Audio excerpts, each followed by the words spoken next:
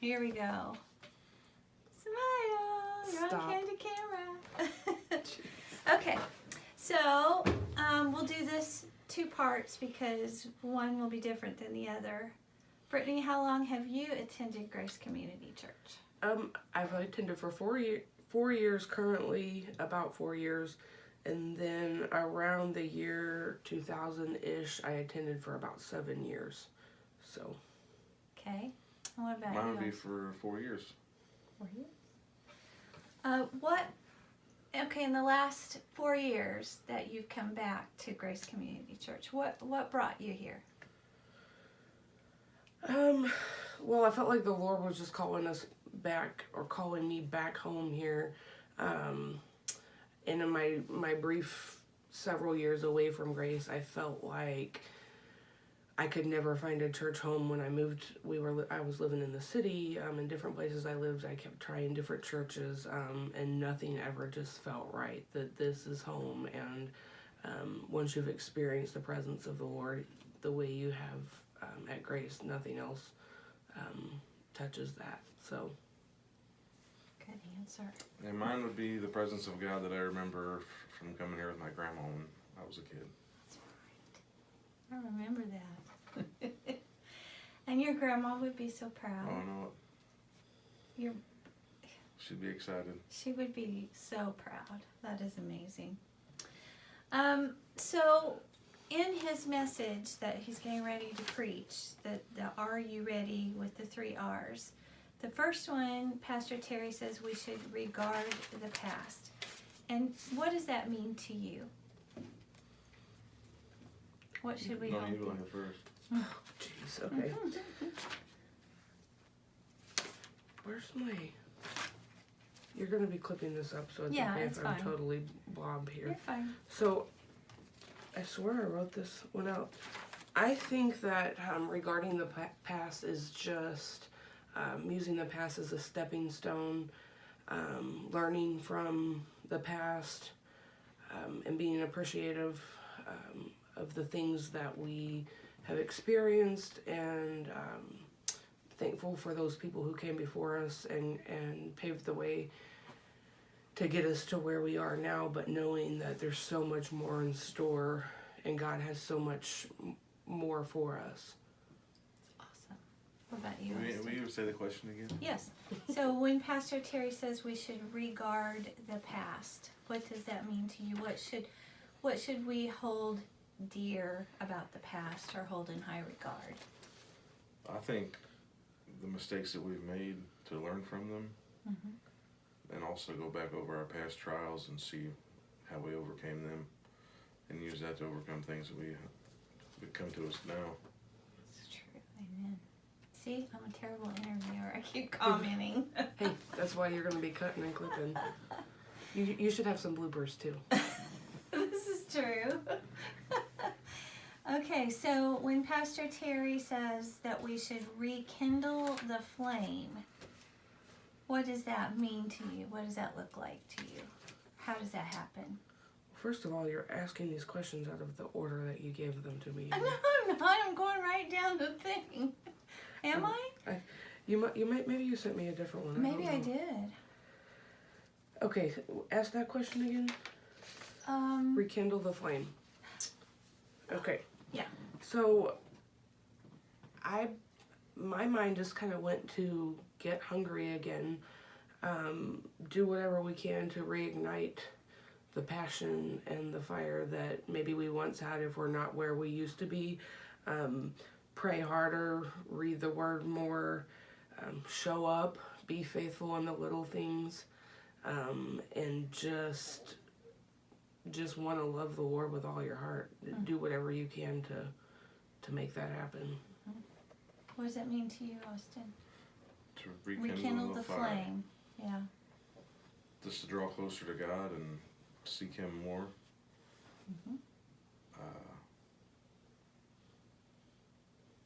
I don't know, something that I've done since we started coming here is just turning to God more. I know that's hard. That's pretty vague, but Well, Just leaning on Him more. yeah.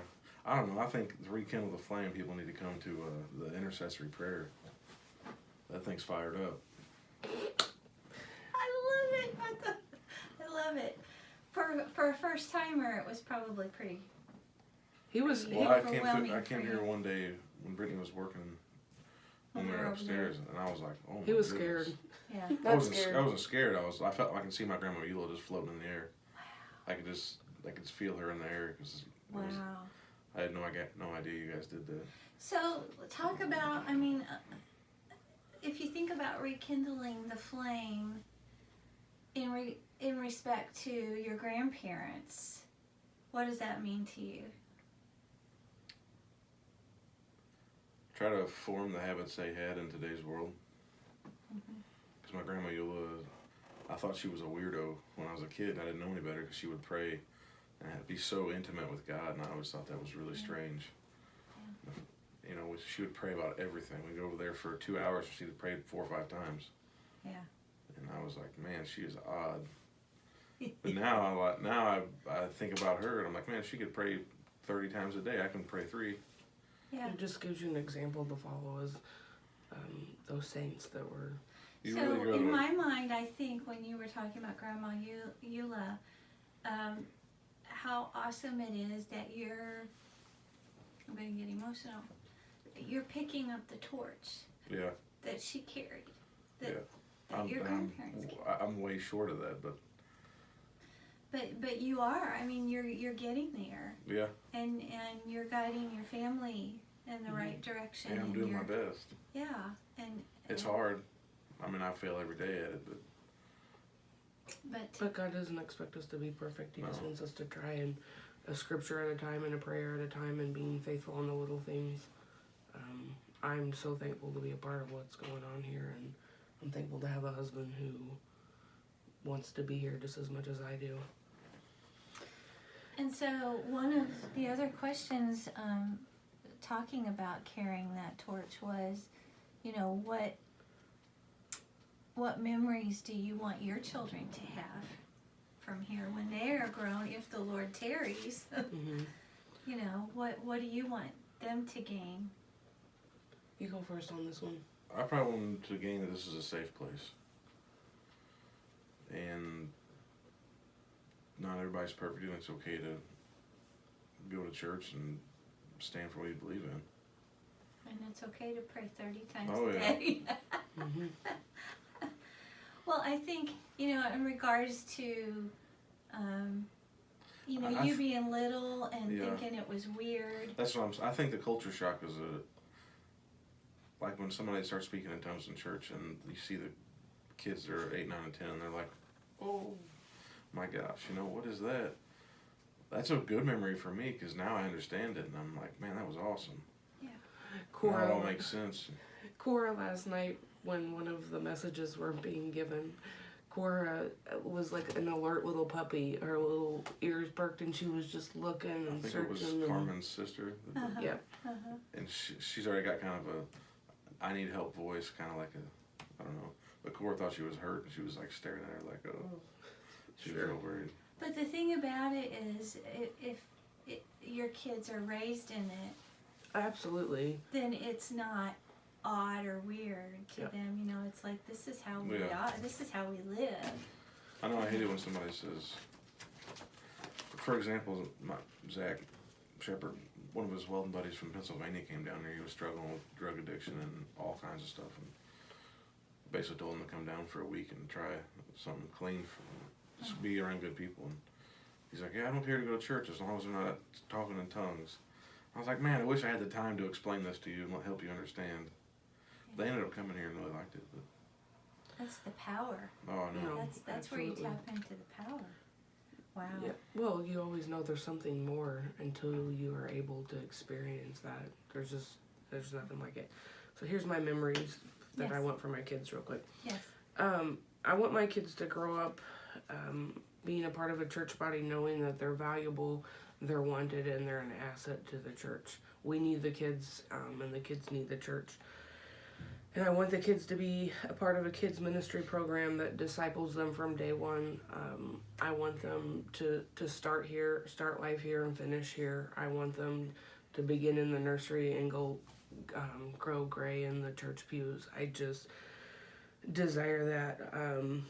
I want them to be able to experience God in a powerful way, not just in the corporate body with their families, but also in kids' church.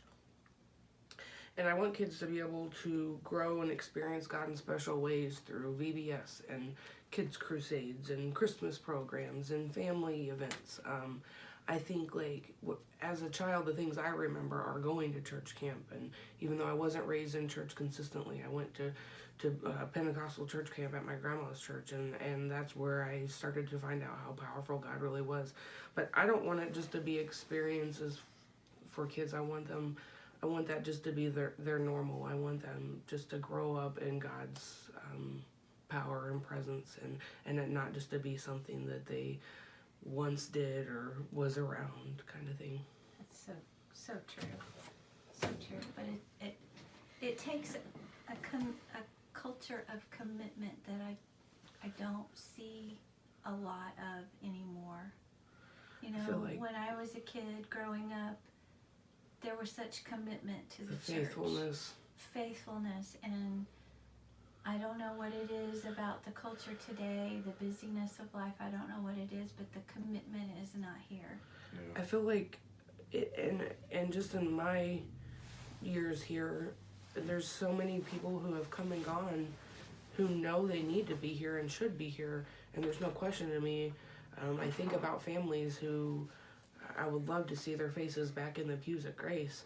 And I think that requires us being ready for them, and us being diligent at retaining people and doing our part too. But yes, people have to be faithful and people have to be committed, but that doesn't just come from telling them they need to be. We have to teach that. Mm-hmm. Absolutely.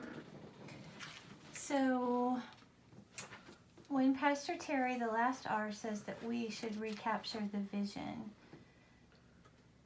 and this kind of goes along with the last question, you know, what is the vision for Grace Community Church? What do you think the future of Grace Community Church is in the weeks and months to come? Well, I think it's growth. I think that sums it up. Mm-hmm. I don't doubt that a bit. Well, but expand on that. Like, what do you mean by growth? Just more people coming in the doors, or growth in the relationships, or? I think it's growth in every aspect. Mm-hmm. Growth in people's faith in God and faith in the preacher, and Pastor Terry, and what was the question again? What do you think the future of Grace Community Church in the weeks and months to come? What do you think is gonna happen, or what's important? Yeah. What I want to happen? both? I'd love to see some kind of youth group going. When I was in high school, this place had the hottest youth group around. Mm-hmm. I didn't go here though, but But you visited. yeah, or just something for kids that are any school age. Yeah. Yep. Okay, my turn. Mm-hmm. All right. So my thoughts were. Ask me that question again. Sorry. Okay. What do you think the future? What do you want it to look like? What do you think is coming? Okay, so I think that first and foremost, we as congregants or members of the church, you need to find your place at Grace. One of our Stronger Together theme this year, we are all better together, and it takes everybody working together to grow the kingdom and do what we're supposed to be doing. It's our job to be the church and take the church outside the walls of Grace. And be a lighthouse in this region. And we've been talking, it's been tossed around the church how it's gonna start right here and right now, and we have to do our part to make that happen. So I don't know. When you think about it, I don't know how much longer we've got here. But I can just, when you hear it in everybody's voices, and it's just every time we come to Sundays, the presence of God is stronger. Yes. And last night. And it's like, man, is there going to be a next week or next month or what? It's like, is when we're going to hear the trumpet sound and we're all just going to start. Yeah, I'm ready to stick my wings on and fly away. That's what I feel. Get out of this joint, break out of this disaster world that we're living I know in. sometimes when things come up, I just think, why even worry about it? I'm not even be here for it. I know that sounds kind of crazy, but No, I don't So, think so. one of the promises, though, is that as for the church, the future of the church, that as the darkness gets darker in the world, gross darkness, that the light will become just brighter, brighter in and the brighter. church. that's something that I have firsthand pretty good experience with, was from being a deputy. Was I, from like, as soon as the day one from the academy, when I was 19 or 20, I started realizing the dark side of the world really young, and I experienced it all soon and fast. And now my brother, growing up with him, and he's like, man, people are just terrible. And to me, it's like, well, you realize it a little bit at a time. You just get a little taste of it, you know, if we're dealing with a customer or somebody we're buying parts for. But I've known it. I don't know how to explain it. But you see how bad the world is, and it makes you worry for everybody in it. And it makes you want to pray for the people that, not necessarily doing you wrong, but you see the hate and discontent in their life just by the way they talk to you. And Miserable. And what do you think's gonna, when we say revival's coming, the end time revival, Or what do we think is going to happen next? what does that look like, feel like to you in your spirit? What is? I envision everybody at the Salem football field stacked in like a bunch of rats, and God coming out of the sky and everybody floating away. Jeez. I know that sounds crazy, but I don't know, whenever I think of God coming back, I just think of everybody standing there looking up at him and being like, their worries just falling off their shoulders like rain. Yeah. And then, not that we're just going to float in the sky like balloons, but you know what I mean. So if the end time revival is the latter rain is more than the former, and we read about the miracle signs and wonders in the Bible, are you expecting that? I couldn't. Here. What is? You have to explain what latter rain is. Like what happened before, like what we've experienced before, like just being flat out here, the revivals that I don't think you were here at all during that time, but your grandma would have been. The revivals Where people were healed and saved. Oh, what do I think it's going to be like compared to that? Yeah. Oh, I think it's going to be on a way greater scale. There's no doubt in my mind about that. I was waiting for you to say something crazy, like a comparison, like, because I love your analogies. No, I think Pastor Terry came out of the woodworks, and he was the square block for the square hole for sure. Oh, jeez. See, that's what I was waiting for, something crazy like he that. fit right in. So, but when you think signs, wonders, and miracles are coming, what do you envision? Well, is this question number 7, first of all? Kind of, yeah. Okay, I'm going to answer question number 7 and then I'll hit that. Okay. So, I feel like deep in our heart that God is preparing and equipping us for such a time as this. We see it all around in different words given and different messages preached, that everything just confirms what we're all experiencing right now. And I feel like we are preparing ourselves and we are getting ready, and we're getting ready. This is the words that came to my heart last night. We're going from complacency and comfort to growing and thriving and being world changers and difference makers. And I feel like our kids and student ministries are going to explode and move from just surviving to thriving. And I'm excited to be a part of it. But as far as signs and wonders and miracles, I don't think any of us know really exactly what to expect. I think that we have to have expectancy and we have to be prayed up and packed up.